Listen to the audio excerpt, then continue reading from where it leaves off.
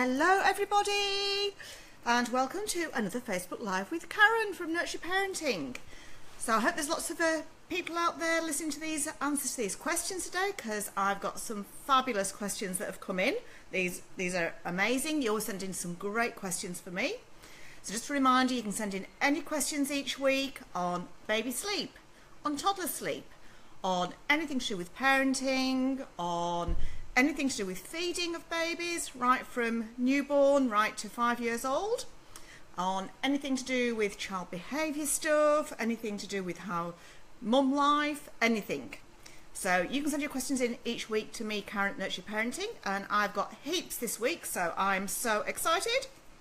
Now, last week we did a little competition to win 2 of my favourite books, and the lucky winner is Peter Crawford. So congratulations, Peter, well done.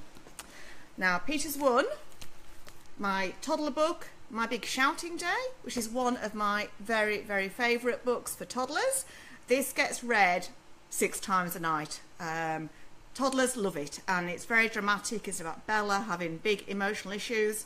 As you know, we need to teach kids about emotion, so that's winging its way to Peter.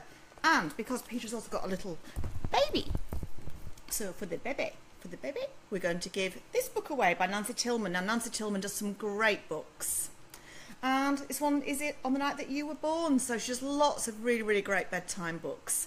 So I love her books intensely. So bedtime books, really, really important for setting the bedtime routine and scene. They're a great sleep cue, and as most of you know that know me, I love particularly a book with a sleep theme directly before bed. That makes a massive difference. So I'm a fan of doing 2-3 books for a toddler, for a baby 1 or 2 books, and I like to do story, feed, story with a sleep theme, and then bed, because that really, really helps that transition. And like I said, it's a sleep cue. I like to do it in the bedroom, because when you take a child down to the front room, again, it's like daytime again, it's playtime. So my recommendations for books for children for bedtime: sleep theme, no more than 2 or 3 books for a toddler, 2 books or 1 book for a baby. And I hope you enjoy these, Peter. So congratulations, these are winging their way to you. So I've sent you an email, I just need your address, and they'll be with you very shortly. So I hope you enjoy both of these books. Exciting. So this week's competition is a very, very exciting competition. Now, as most of you, or some of you will know, I believe in helping support local businesses that do amazing things for babies and for parents. I'm all about doing really positive, really kind, really good things that really make a difference to people's lives. Now, this competition is coming from Hello Night Kids, and the business owner of Hello Night Kids is a lady called Tu, and I met Tu probably about 4, 5, maybe 6 months ago. And Tu's got a couple of children. She goes to Montessori, so she's big into attachment parenting, but with a Montessori sort of twist. Very much into helping kids to learn to become independent, and helping teach them how to achieve that independence. So that is so important, because if we always do things for children, it creates this learned helplessness, and then children never ever want to do things for themselves. And the ultimate sort of role or aim of any parent, I'm sure that most of you will agree, is to make your child independent and able to go out in the world and to problem solve and for themselves and look after themselves and be able to meet all their own needs. So our job is to help break it down. And so welcome, Peter, that's okay, love. So we need to break this down into little simple tasks, and most kids around the age of 2 or 3 can start to learn how to dress themselves, how to feed themselves, about toilet training, about lots of toilet learning, lots of things. So we need to help children learn how to do these things. Because if we keep on doing it for them, they're never ever going to learn how to do it. And when they get to the age of 10 or 15 and still asking you to dress them or to feed them, it wouldn't really be much fun. And I've seen kids at the age of 4 and 5 asking to be fed, asking to be dressed, asking to have everything done. So there's a critical age around the age of 2 or 3 that we need to start to teach these little life skills, okay? And it'll really help your child and really help you and get them ready for school and life, etc. So back to 2 and Hello Night Kids. So you're probably wondering, what is Hello Night Kids? So 2 came to me and she said, I've got this great product, Karen. It's really, really, really amazing. And it helps kids keep warm all night.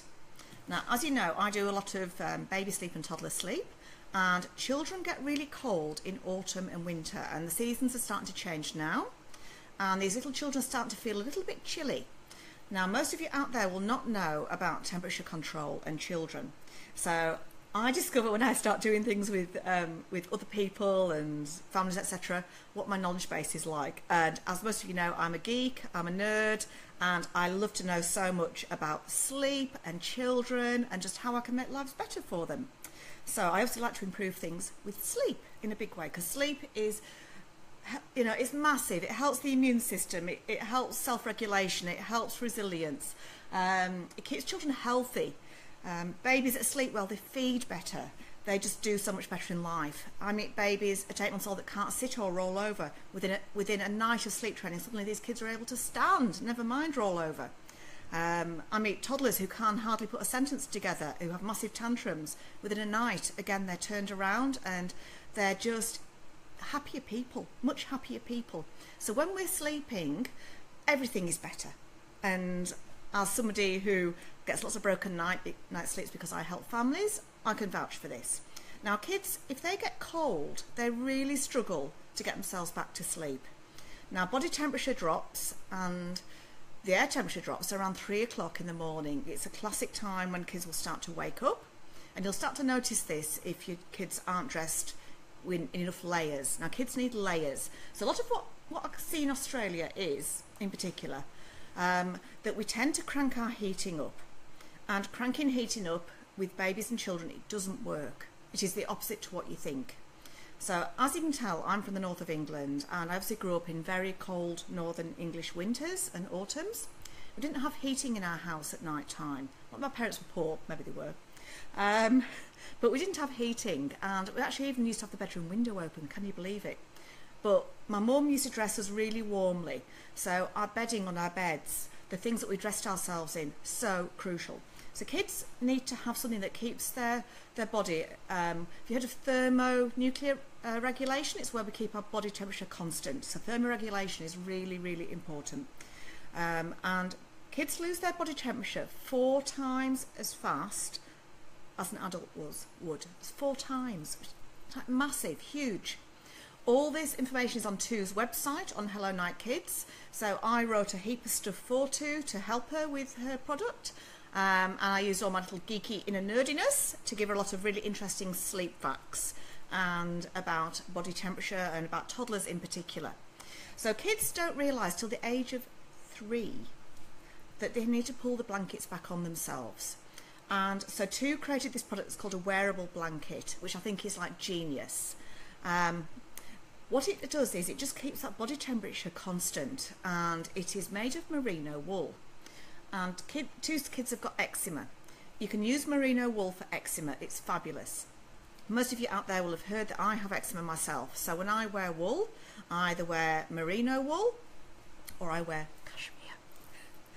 Yes, you heard that correctly. So I like really fine wool for my skin. Otherwise, I get really bad skin reactions. But the finer the wool, the better it is for their skin. But also merino wool has this amazing capability of being able to do great heat exchange. So kids don't sweat, they don't overheat. And that is so important with children, that we need to help them with their temperature regulating. Now this Hello Night Kids, we've started to develop some gillets, which is like a little waistcoat thing, which I gave to some of my knowledge from the north of England about if we layer the core, the top half. That is really important. Also arms. Arms are really important. So we're maybe looking at some thicker arms and maybe even some quilting for winter. We might even look at some arm warmers because I think that's such a great idea. And I just love her product. I think it is really, really amazing. The good thing about them as well is they're not a sleeping bag. So they're safe. Kids can't trip up in the cot or their bed. and they can be a real hazard, can sleeping bags. So even though I love sleeping bags, there are sort of risks with that as well, that kids can bump their heads. These are actual proper sleep suits. They can be zipped up at the top or the bottom, so kids can't zip themselves out of them, but they can get themselves in and out of them if they need to, if you want to zip it that way around. Easy to change kids, easy to look after and launder, and they are in really funky colours, really funky designs.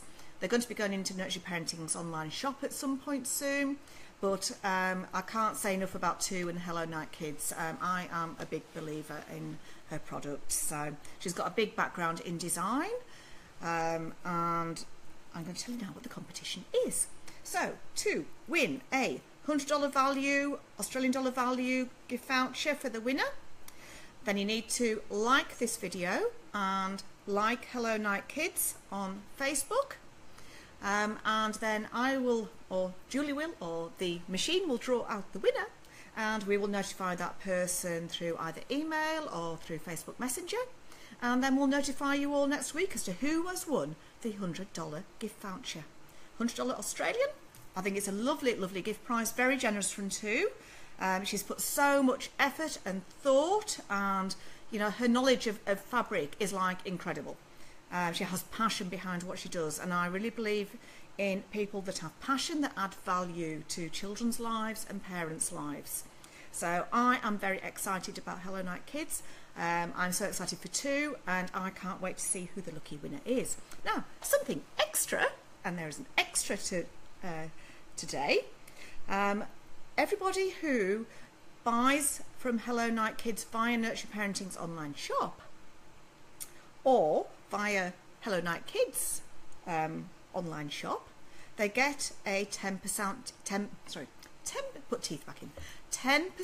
discount code, K1 Sleep.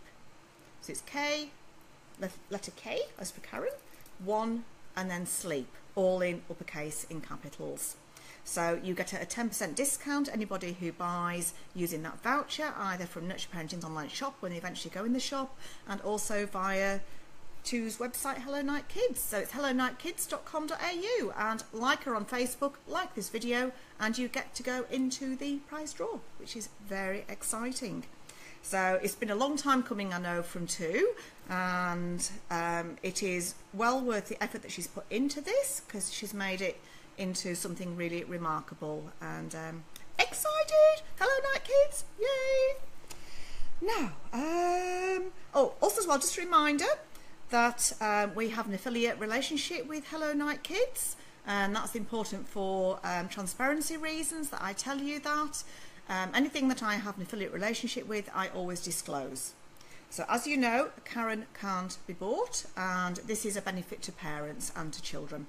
So I only believe in things that are really amazing, and it helps eczema, it helps sleep, and it is a lovely, lovely product that really makes a massive difference. And we don't want our children getting cold in winter or autumn and not able to sleep properly. So to be able to maintain your temperature, so vital. So there you go, that is the competition. So this week I had another busy week. So this morning I've been out to see a little premature baby. Now I'm not sure whether any of you know, or some of you know, that my background is I've been a midwife for 28, maybe even 29 years, maybe even 30 years now, something like that. Anyway, 29 years I think, so a long time. I've got a massive background in neonatal intensive care unit, in special care nursery, and I've got years of background in that. So my knowledge of premature babies and of small for dates babies is vast. And you don't sort of realise till you go and see a mum with a baby that's premature, small for dates. It's like, wow, I actually do know quite a bit of stuff, and I made a big difference to this mum today. So she's been really struggling with the feeding. This baby was 2 kilos born at 36 weeks, and the feeding was becoming overwhelming. This baby was born, it was conceived through IVF. Everything around the birth was fairly straightforward, and this baby came out healthy. She was in a little bit of fattening up. So mum tried to breastfeed, and she's been on Matilium, she's seen a lactation consultant, and she's tried extremely hard. This baby's now about 8 weeks old, and she has really struggled, as a lot of mums do, but it's even harder when you've got a premature baby who is small for dates. Now, when you've got a baby who's premature and small for dates, they struggle with their temperature control, they struggle with their blood sugar control. And so what you can do with a breastfeeding baby at term, you can't quite apply the same rules to a baby that's small for dates or premature. Now, something huge that this mum hadn't been told was, when you're feeding a baby that's small for dates and premature, they need to get their feeds down them really quickly. And I mean within 20 to 30 minutes. If you do it past 30 minutes, then you're then into calorie control, and you're then eating up those calories that should be used for gaining weight to maintain their feeding and their uptime. So we need to really manage feeding really, really well.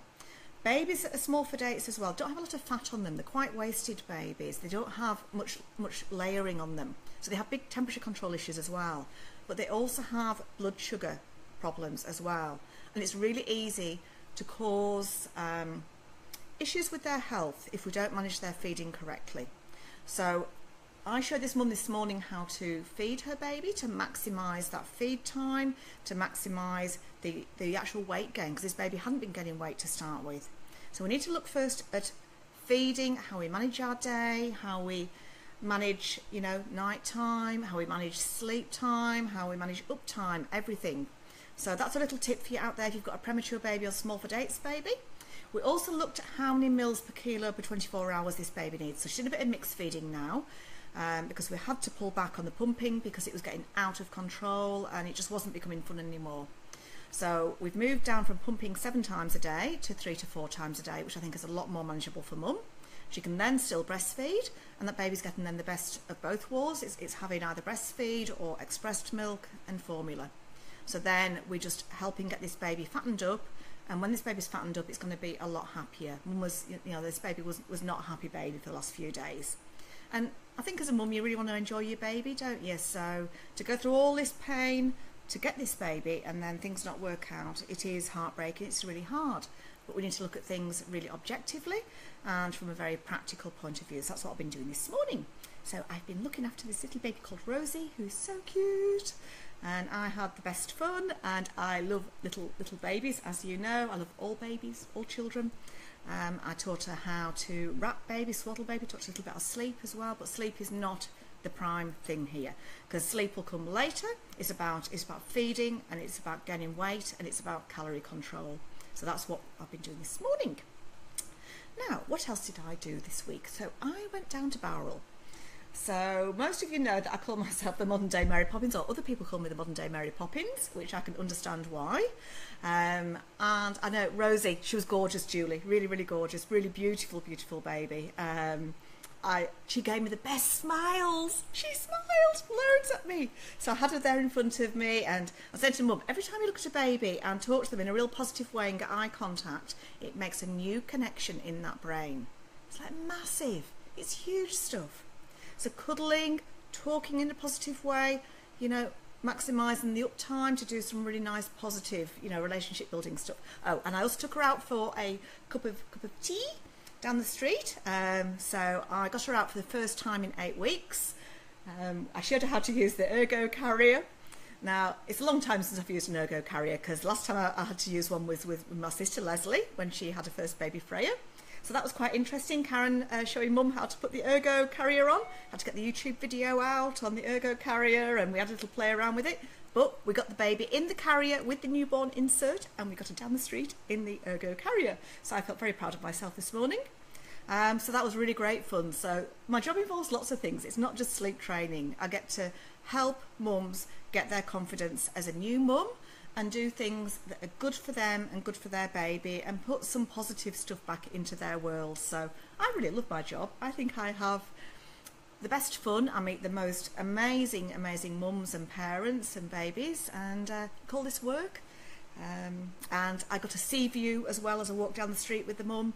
So it was all just lovely, lovely, lovely.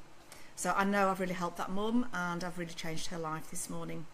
So what else did I do this week? I went to Bowral. So I went to Bowral, did the modern day Mary Poppins, and I didn't realise, but that's where P.L. Travers lived in her childhood. So I went to the statue of Mary Poppins from the Disney film, and and I went and took my photograph with her. It's on Instagram, so if you want a little good laugh, Karen was doing some selfies, which I'm not the best at, but it was quite good fun. I'm sure people wonder what on earth I was doing. And then I went to PL Travers's house, and it was just like, it was like a pinch me moment. And I've been to Barrow before and I hadn't realised that's where she came from, but I took a photograph outside her house. I'm going to write a blog about it because it was just cool. And so when I do an overnight stay, because I went down to Mossvale to do an overnight stay, I like to fill my well afterwards. I like to replenish myself, so then I'm able to give to other people, and that's what I do. That's the sort of crazy thing, cookie la la, crazy thing that Karen gets up to on her little trips around New South Wales. So there you go, that's what I've been up to this week. That's just part of it. So I think it's about time that I got into questions because I've been talking for a little while. So let's start first with Peter and Leo. And Peter's got a 2-year, 9-month-old, and she's got a 4-month-old little Evie as well. So Peter was the lady who just won the prize. So ironically, she sent me in a really interesting question this week. So Peter lives in country Victoria, I believe. So hi Peter, I know that you're listening today and we've conversed through a few little emails. Yes, Taran, I went to visit Mary Poppins' house. It was perfect. It was just divine. So thank you, Taran. Taran told me all about it. So I'm now up on the history and the history of Mary Poppins and Barrel. So I loved it, Taran. Thank you so much. Totally made my day. I was so excited. I still haven't recovered. So back to sensible things. Peter and Leo. So Peter says, I've been listening to your Facebook Live posts for a while now, but I haven't contacted you before. It's a first-time poster. Hi. You have already helped me get my baby into self-settling. Hopefully you'll be able to help me in your next Facebook Live, or if needed I could give you a call. I'm from regional Victoria, so a visit isn't possible. Well, who knows in the future, Peter, but I think I can do a lot of good through Facebook Live. So let's have a go at that. I have a cheeky 2-year, 9-month-old Leo, and the name already says stuff to me. So I know quite a few Leos, so you know how you get names of children and you go, yes, I know a few of those, and they're a bit like that. So I get the idea about Leo, but I love little cheeky ones. And a beautiful 4-month-old Evie. Leo, since 6 months old, has always been a great sleeper and self-settler. When he was in his cot, he would often happily play for around 30 minutes before falling to sleep. And when we transitioned to a bed, he started getting out of bed. It became a game, a really exciting game, really hyping him up. I was pregnant at the time, and it was so physically exhausting to keep putting him back into bed, because this could go on for hours. I hear you, Peter. Yes. We tried reading, but he loves books so much that this would get him even more hyped up. Oh dear, maybe my big shouting day. That could be interesting. We have now changed that to singing lullabies, which gets him calmer. So as a solution, we put a baby gate on his door, which is a great idea. He now puts himself to bed and goes to sleep almost straight away again. He doesn't seem to mind the gate and only occasionally yells out for us, usually when he needs a nappy change. But as we move closer to toilet training, an issue for another time, not showing any signs of being ready, I know the baby gate is going to have to go. How do I keep him in bed? How do I stop the getting in and out of bed being played as a game? I don't know if sitting beside his bed would help, as he would just get off the bed and run past me down the passage. You're totally right, Peter. Like most toddlers, he is fast and strong. Yep, I can picture it. Ninja. Once asleep, we have never had any problems with him getting out of bed. It's just that initial going to bed in the evenings, even worse for naps. Yep, because he's had all day and he's been running around and he's just got energy. Again, love your work and hope you can help. I'll be eagerly watching your next Facebook Live. So, Peter, I meet lots of these kids doing this sort of thing. Now, when my sister, Leslie, moved her baby, toddler Freya, from a cot to a bed, to a toddler bed, Freya was a great sleeper till that point, and Freya jumped out 50 times each night. And Leslie had to keep returning her. And Leslie was just exhausted. So I feel your exhaustion. I know what it's like. It does become like a game. So we need to stop the game, because otherwise then he gets his second wind, his adrenaline and cortisol starts to rise, and it really is out of control. I totally understand. So my sister, and love my sister dearly, but she comes out with some classic lines, as probably I do and all my family does. And Leslie say to me, Karen, so Freya's getting out of bed 50 times. Why is she doing this, Karen? Why is Freya getting out of bed 50 times? And I'd answer, I'd go, Leslie, because she's 2 and she can. And she'd go, no, Karen. Why? Why is she doing this, Karen? Why is Freya jumping out of the bed 50 times? And then I'd answer back again, the broken record. Because, Leslie, she's 2 and she can. So remember me perhaps saying before that kids have impulse control issues till the age of at least 3, maybe even 4, maybe even 5. I have occasional impulse issues as an adult. So I have a weakness for certain things. I'm not going to out myself as to what they are.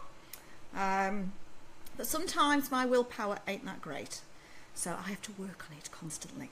So toddlers have got a bigger issue because it isn't something that can be achieved. And you might have read about the whole brain approach to how kids learn stuff and how their brain is structured, etc.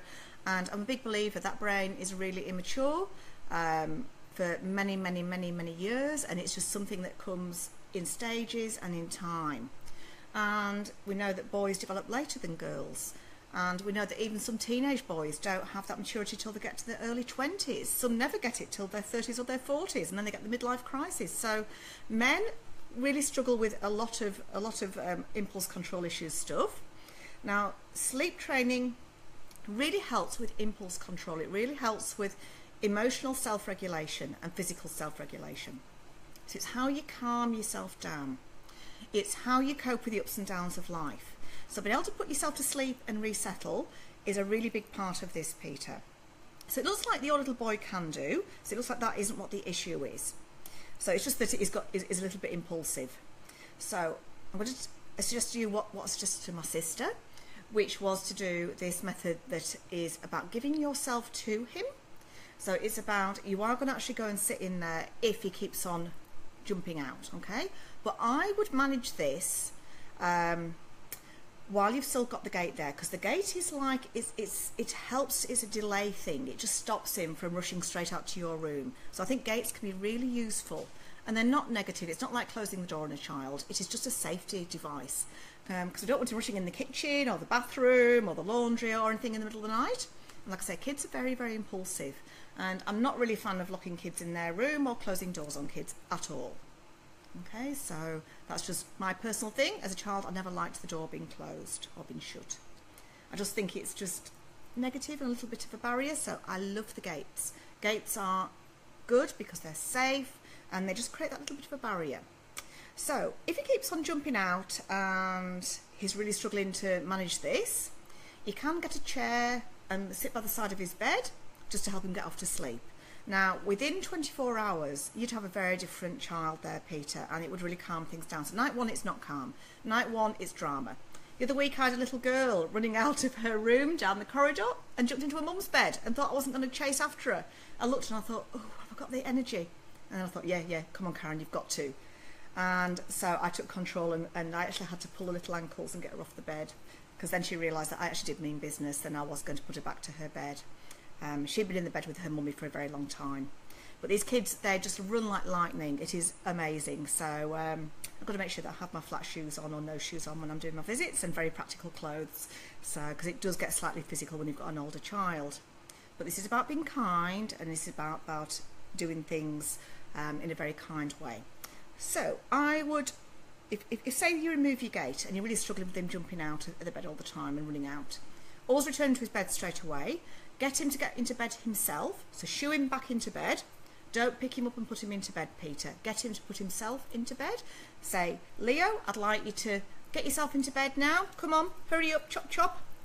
And ask him to put the covers back on himself, to get hold of the doona and put it back on himself, okay?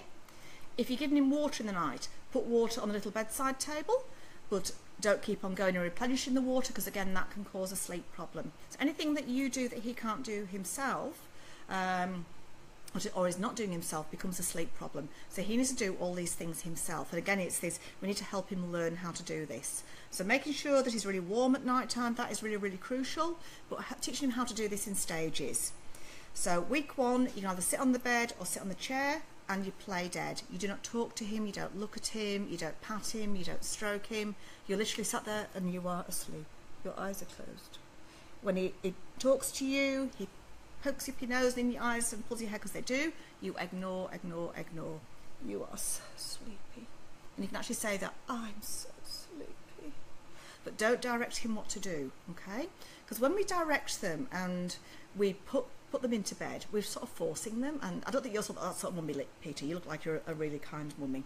But ask him to get into bed. Like, chop, come on, Leo, into bed, smartish. Because at night time, it is not lovely, kind, I've got lots of time, mummy. It's, mummy, I'm tired, I need you to get to sleep, Leo. Okay? The gate on his door or your room, you can even put a gate on your room. That's like a delay tactic as well. Sometimes I use a gate on the parent's room as well as the child's room, or vice versa. And over each week, by 6 weeks, he should be by the door. And that's how I would manage that, Peter. So the toilet training, I'd sort out the sleep first, and you just keep on doing this each night until you're out of that room. And it takes at least 4 to 6 weeks till you're in the doorway. And if it ever regresses in the future with potty training or whatever, just go back to sitting by the bed again, and each week gradually move yourself out each week. Do it as a really slow thing, okay? If you do it too quickly, it won't work. My sister didn't listen to my instructions. She did this method over 6 nights. So she emails me, dear sis, can I just tell you your methods don't work? I'm out of the room, it's night 6. Love, Leslie, kisses. So I replied back to sister, dear sis, which bit of 6 weeks? Do you not hear me say, love, Karen, kisses?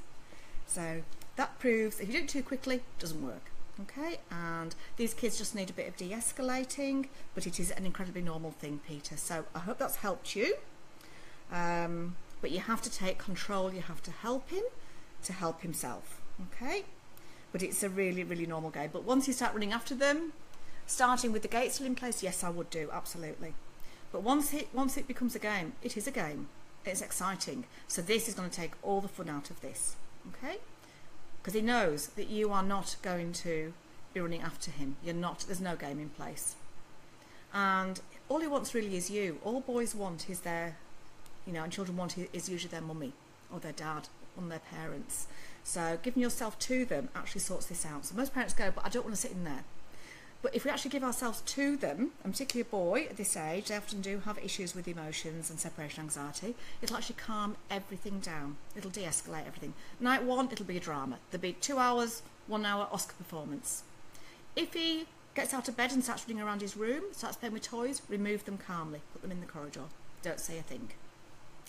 If he, is misbehaving, then you can move your chair to the middle of the room and say, until you're sat in the bed and lying down, Leo, and your eyes are closed, Mummy is not going to sit by the bed and hold your hand. When you lie in the bed and close your eyes, Mummy will then move back and hold your hand. And that's what we did with this little girl the other night. We moved backwards and we moved back. She didn't like it when we moved to the middle of the room because we had taken control, the goalposts had moved. Okay? So they're things just to be aware of. But if you find that books are not his thing, then because it hypes him up, then do the books in the day. Yeah, so I hope that's helped, Peter. So look forward to hearing how you go. Expect a lot of drama on night 1. Often by night 4 or 5, toddlers can escalate, so don't worry if it gets worse before it gets better. And usually within a month, 1 to 2 months, he should be sorted. Now, some kids will take a couple of weeks to come good, but some will take longer. So I'm a big believer in don't overpromise and underdeliver. The hardest kids I've taken 1 to 2 months to come good, to become perfect, but you should start to see some improvement within a week to 10 days. Okay? If you're doing sleep work and you haven't seen an improvement within that week to 10 days, and certainly by 2 weeks, then there could be some organic cause of that sleep issue. So it could be a sleep apnea, it could be tonsils and adenoids, it could be, an ear thing and grommets and needed because they've got fluid on the ear. It could be food allergy, it could be reflux. There's lots and lots of medical things. And I've got a blog about medical issues in sleep, but most things are behavioural. And most sleep issues respond to this technique really, really well. So there you go. Good luck, Peter, waving the wand for Country Victoria. So hope all goes really, really well for you, and the prize will be coming to you very shortly of those books. Exciting. So next I'm on to Carmel and Audrey. And Audrey is 6 months. Hi, Karen. Question. Audrey's now 6 months old. She was on a relatively consistent routine, which is napping 2 to 2.5 hours between naps, taking 35 to 45-minute short sleeps and one longer one, usually lunchtime. She's recently decided to only do 45-minute naps. She still seems to need one longer one, as she will wake up a little grumpy from one and won't resettle herself or be resettled. So what I would suggest... Right, sorry, no, it's more to the question than that. Sorry, don't jump in, Karen. Listen to the rest of the question. She self-settles 90% of the time really easily. So I don't think keeping her awake longer is an option. She will give me eye rubbing, yawning and grizzle as tired signs, and then will still do 90 minutes to 2 hours here and there as well. Is this a sign I should be rethinking her naps? I don't think she's really ready to drop one just yet though. She sleeps in general from 7 p.m. to 7 a.m. at night without any wake-ups. Yay for Audrey! I went to help Audrey when she was very, very little, so just a few weeks old with her sleep, and yeah, did amazing. So awesome work, Carmel. I've been persevering with solids for 6 weeks now, offering Annabelle Carmel recipes. She takes only a little bit and seems very disinterested in everything. Tried a couple of finger foods too, although I'm slightly uncomfortable doing this, and she's even less interested in those or feeding herself. Not sure if there's any correlation between the two issues and wondering if you have any ideas on if I need to change anything. Many thanks in advance for your help, Carmel. It's a pleasure, Carmel. So these are really common problems with around 6-month-old babies. And I come across lots of babies who are needing 3 naps. So this 2 nap, 3 nap thing, it is a little bit of a transition thing, this 6 to 7 months of age. And I'm happy with, 45 minutes to an hour. I think that's a reasonable sleep. But if she's taking 35 minutes or less, that's not great. But she needs to have at least 1 long sleep a day. Now, I'd be a bit worried about having really short sleeps, 3 short sleeps, because when you have 3 short sleeps, you're not getting on top of cortisol, that stress hormone.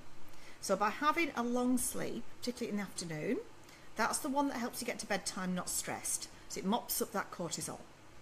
And having a long sleep, it helps with appetite as well. It helps with their eating.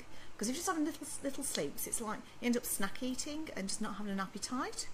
So I'm happy with the long night's sleep. That's really good. Now, I'm thinking that she needs to be up a little bit longer. I know you're not really sure about this, Carmel, but that is what I'm thinking. I'd like just to stretch her sleep out a little bit, her uptime. That she should be having about 3 hours of uptime now. So I'm happy with 2.5 hours, that's okay, but I'd like to get to 3 hours if we can do. And the way we get there is through food. So we need to look at this food thing and why she's only, why she's not eating all that well. I'm thinking, has she got a really sweet tooth? So I went to help this little baby in Barrel, and Mum was trying some new foods with her. And new foods was not really working out all that well. But if we gave her blueberries first, then she would eat the new foods. So it's really, really fascinating. So imagine yourself, you're really, really hungry, and somebody puts some new stuff down or some finger foods, and you look and you go, new stuff. I don't know whether I like that. And then you go, I've not really got the skills to be able to pick this stuff up. What is this stuff? And you're absolutely starving, and these babies at 6 months of age are really hungry. They get really low blood sugar really, really easily, particularly breakfast, lunch, dinner. You can do a couple of snacks in the day as well to help her. But these babies, I would give them what they like and then give one new food each week. So it takes about 2 weeks to get onto the finger food little bandwagon. So I'll start with looking at sweet things, because most babies have got a really sweet tooth, okay? And we're not going to really encourage a sweet tooth, but we're working around the problem. Because once we go, I'm going to give you broccoli and pumpkin and that's it, then Audrey will go, I'm not playing ball with this, I'm not going to do this. And babies don't have the ability to put the white flag up or to tell us what it is that they want. They just go into refusing mode, digging heels in, and it gets really, really messy then. So I'd look at, you might even want to do dessert first. I'm somebody that after a night shift, I'm notorious for going across to my cafe and having dessert before I have my savoury. So some babies are just like Karen and they have a really sweet tooth. But we shouldn't really be, over encouraging that sweet tooth, but we look at healthy sweet options. So we can look, yes, I know, Steve, I know what you're saying. I've outed myself. Karen likes a little bit of cake now and again. But I do eat a healthy diet as well, I'd like to add. So I'll be looking at things like pear, and you can even give pear followed by savoury. You can even put pear in with the savoury. So it's like when you have sweet and sour pork, or you have, you know, those sort of like sweet things and savoury things, okay? I want you to mix things together because I think that could be the solution. But you might want to give it some dessert or some really sweet stuff first before you move on to savoury. So not all of us like savoury for breakfast, some of us like sweet. So look at the sweet, look at something like pancakes, and you can spread them with a Nutella or Nutella healthy equivalent of Mavers, who do a organic peanut butter and cacao mixture that you can spread on there. And that can be a great solution. Put them into little pieces to start with and make bigger and bigger pieces of pancake. You can even have a heap made up and then you're ready to go in the morning, because if you wait too long for breakfast, they just lose the plot. So finger food's really, really important. But I'd do the spoon as well, Carmel. So I think it's food that's behind this, but we need to look at calorie dense. So calorie dense really helps kids space their naps out. And 80% of that, I can hear a cat, sorry. I've got a very cute cat called Ziggy. Hang on, let me introduce you to Ziggy, sorry. This is Ziggy. Ziggy would like to be on Facebook Live today. He says hello to the people out there. He's a little boy who's just 1 year old, and yes, I named him after Ziggy Stardust. So say hello to the people, Ziggy. He said, I like a bit of lap time. All right, bye Ziggy, and back to question. He's way too cute. Yeah, I know. Oh, shameless of me, I know. Slightly obsessed by cats, girl, as well as babies. So I would look at this calorie dense stuff, because 80% of your brain is grown by the age of 2. So your brain needs fat, because your brain's made of fat. It needs a really high fat diet. So we need to look at how we give more calories rather than volume. So volume should be about a cup to a cup and a half between 6-7 months of age and a year of age. But we need to look at how we give more calories. So fat has double the amount of calories of carbohydrate. So for example, if you put some avocado on toast, if you put this organic cacao and peanut butter onto pikelets or pancakes, if you made scrambled eggs and you put full cream in there as well, thickened cream. So Bill Granger does this great scrambled egg recipe, and it makes the scrambled eggs really firm, so they're not sloppy, so they're easy to be picked up. And babies have a grasp reflex between 6 and 8 months, so we need to look at things that they can grasp, okay? The pincer comes later at about 8 months of age. So we need to look at quite big bits of food as well. I'll be given a whole banana. I'll be looking at cruscets that are spread with things like avocado and peanut butter. And I'll be spreading these things on 3 times as thickly as what you would for yourself. So we're not talking about, you know, keeping calories down, we're talking about keeping calories up. And kids will lick this stuff off crackers and off cruscets. So we need to lather the stuff on, the Philadelphia cream cheese, the peanut butter, the hummus, the tahini, everything that's really high in fat, we need to just give plenty of it, all right? You can't fur the arteries up, you can't cause heart disease. So I hope that's given you some ideas there, Carmel. But we need to look at how can we give really high fat stuff, okay? Now maybe I need to write a blog about this as well, Carmel, so you've just given me an idea. I do have a list of all these things I give out to people on home consults. So I'm going to just put that into a little blog, and I'll just send the link, Carmel, when I've done it. So I hope that's helped. But I'll be looking at doing a bit of resettling with this nap, but I'll be looking at the food, because I think your food is your key to this. I don't think it's the nap that's the problem, because you're self-settling. I think it's a food issue, and I think you're totally right. Just need to find Audrey's thing. And, you know, I think stretching those naps out a little bit, getting a little bit more uptime, but looking at what Audrey likes. I know, everybody's obsessed, you know, sorry, not obsessed, freaked out by food and choking. So the gag is noisy, the choke is silent. I think every mum worries about the food stuff, and I think it's massive. And the gag is actually protective, okay? So it's so they don't choke. And it's about giving them some freedom. Now I've got heaps of YouTube videos. My youngest baby eating chicken drumsticks and lamb cutlets is 6 months old. And I think it's important that we allow babies to explore and find their thing, okay? But if we allow that to happen, we have a better relationship with them, and they'll have a better relationship with food. So try and just keep yourself cool and calm and collected, though you might not be inside. And try not to panic if you get a gag reflex. Just try and let it go, okay? It's all part of learning. Okay, so let's look at the next question. So I've got a question next for Sophie. And she says, hi Karen, so Harris is sleeping better, but Artemis, my daughter, 2.5 years old, has recently had a 6-day fever that ended in a trip to emergency. Now I'm just going to have to pick Ziggy up and put him on my knee because he's doing a little bit of meowing. He's obviously missed me. Ooh, right, okay. I know. And she's recently been feeling better and is on antibiotics, including a dose in the middle of the night, but she's now got into the pattern of waking several times a night for mummy daddy cuddles. She'll hop back into bed quickly and without fuss after a 30-second cuddle, but she's just calling for them too frequently throughout the night. How do we return to a good night's sleep after sickness? Should we give it time? Should we wait until the course of antibiotics is finished? She was a very sick girl. It was heartbreaking. And I've... yeah, I know, Carol. Here comes Ziggy. I know. He couldn't help it. He liked to video bomb rather than photo bomb. So slightly attention seeking, some of my cats. So Sophie, back to the serious question of Artemis. And it's really horrible when kids are really sick, and I really feel for you. It must have been very, very stressful. And to be in hospital for so long as well. Okay. I know, Zig. Do you want to get down? Where do you want to be? You going? No, you're staying here. Right, you want to sit on my knee. Right, there we go. So I think if she's feeding better, like you said she was, she's eating the solids better, and you know, her temperature's come down, I think it's okay to start doing a little bit of gentle sleep work with her, but be guided by her, by Artemis. So once kids' appetites are better, it's a sign that they really are coming good, and they need to eat better to be able to sleep. So all this, as you know, is really connected together.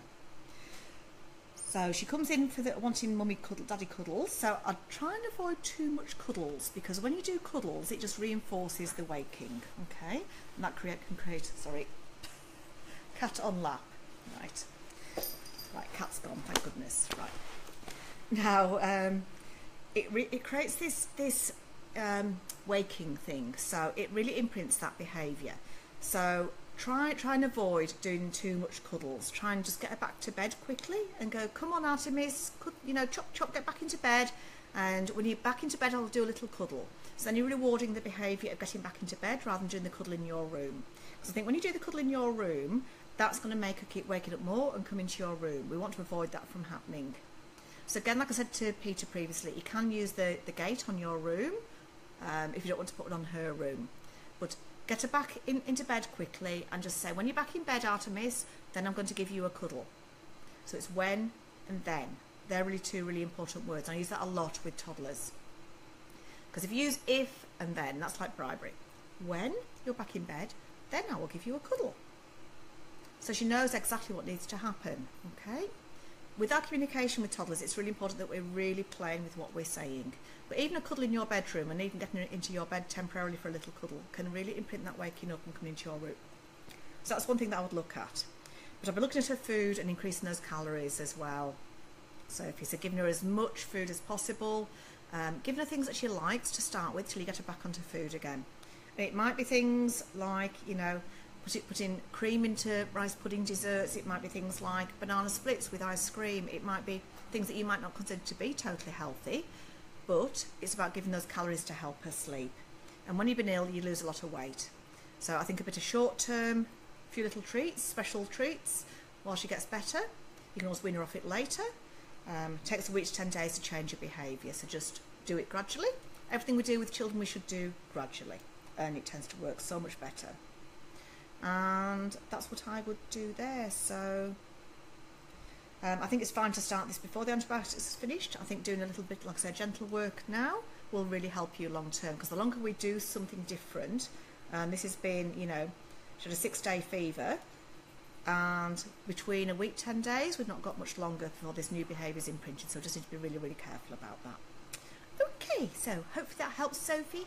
She's in a cot, just calls out for cuddles. That's fine. You can cuddle her through the bars. You can say, when you're lying down, you know, mummy will give you a little cuddle through the cot bars, okay? Or give her a cuddle in the cot. But try and just, if you know, sit by the cot, just put your hand in, and you can replace a cuddle with that, and that will do least harm and least problems for sleep. So try and avoid cuddles really, because cuddles eventually will cause a problem. And while they're lovely and we love our children and cuddles are really important, in the middle of the night you don't want to cause a sleep problem by doing lots of cuddles. So I would try and say, lie down, Artemis, sleepy time. Mummy's just going to put my hand here. You can hold Mummy's hand. That will cause least harm than a cuddle. Okay, and certainly try and avoid taking her out of the cot, because that's going to cause the biggest problem. So I hope that's helped, Sophie. So waving the wand, and I hope Artemis is much better soon. She's such a little cutie, very brave little girl. And tell her Karen's bringing some little sleep dust to put in her cot and to make her better. So next I'm on to Bianca Galtieri. So hi Karen, I'm just wondering if you could suggest how much a 10-month-old should be eating at lunch and dinner. Also, any meal suggestions that are 1/3 low GI, 1/3 protein. Thanks a lot. So, 10-month-old Bianca, I would be looking at about 1 cup to 1.5 cups or even 2 cups of food at each meal. Okay, and they can eat more than what an adult male can eat. So I'll be looking at the equivalent of 2 to 3 Weet-Bix for each meal, but also that the calorie dense thing that I talked about increasing the fat, because fat's got double the calories of carbohydrates. So I'd be looking at things like chicken. I'm a big fan of chicken, particularly at bed, or turkey at bedtime, because that's got high tryptophan. You know me, I'm obsessed by tryptophan, my favourite word. And I'd be looking at giving something like low GI. I'd be looking at pumpkin or sweet potato. You can do wedges, and you can do chicken drumsticks, so that would tick all those boxes, Bianca. You can do things like pasta spirals, and particularly if you do them as wholemeal, because again more high in tryptophan. And hi Bianca, and I'll be looking at, you can even coat them like the Italian nonnas do, and I guess you're Italian with your last name, in melted butter with parmesan. Yay! What's better than that? And it's yum, divine. So I learn a lot from all the different families and cultures that I go to, but we want really high fat stuff. We're looking at things like, you know, if you made lasagna, if you made moussaka, so we could do a moussaka, and we could do something with, you know, obviously it's going to have the eggplant in there. We could put some low GI pureed cups. Yeah, you can still do puree still, but I'll be looking more at finger foods. So finger foods, much better at 10 months of age, and we want to get them feeding themselves, but not all babies can feed themselves sufficiently. So you might want to do a bit of win-win. So we're looking at things, something like, I've got an animal caramel recipe for chicken, sweet potato or pumpkin, and dried apricots with onion and chicken stock. It's on my blog. Really great recipe, takes 20 minutes to cook, really easy, freezes. Yum, yum, yum. Something else that's really good, I've got a great recipe for creamed lentils on there. You could serve that again with some diced chicken in there as well. You could blend that up as well. So the recipe is on there for ocean trout or salmon with creamed lentils. You could also put chicken in there instead, and blend it up, and then that way you can use it for the whole family as well. So lots of options there. So they're things I'll be looking at, Bianca. And other things for low GI, I'll be looking at even things like sandwiches, looking at things like jaffles, you know, in the sandwich press, because again that's finger food that you can pick up really easy now. So they're just a few things I'd look at. So hope that's helped you, Bianca. So all good. And maybe I should write another blog about that as well. I think Karen's got some work to do. Busy, busy, busy. So what else have we got come through? Okay, from last week's Facebook Live. Oh, Tara and I answered last week, Julie. So Tara had the answer to, I actually went to see her personally. Tara got a personal visit from Karen. She went to Barrel to see Tara after she'd been to see the other little family over in Moss Vale. So I had face-to-face with Tara, and we had a lovely little visit. So I enjoyed my little cup of tea, and she gave me some lovely rhubarb. So I'm going to make some lovely organic rhubarb crumble. So I'm a bit of a sucker for rhubarb. So thank you, Tara, and it was really lovely to see you and Jasper. And Jasper is just gorgeous. So I'd sleep trained him about 2-3 months ago, and you know what he did? He came straight for me and gave me the biggest hug. And I sleep trained him. So that's a sign that sleep training has been done in a respectful way, in a very kind way, and he does good hugs, does Jasper. It was really, really beautiful, and yeah, really cute boy, and he's gorgeous, really, really gorgeous. And Tara's lovely, lovely, lovely person. I had a lovely little morning there. So Tara knows exactly what to do with the cold and stuff. Lauren, hi, hello, Lauren. I'm very spoilt.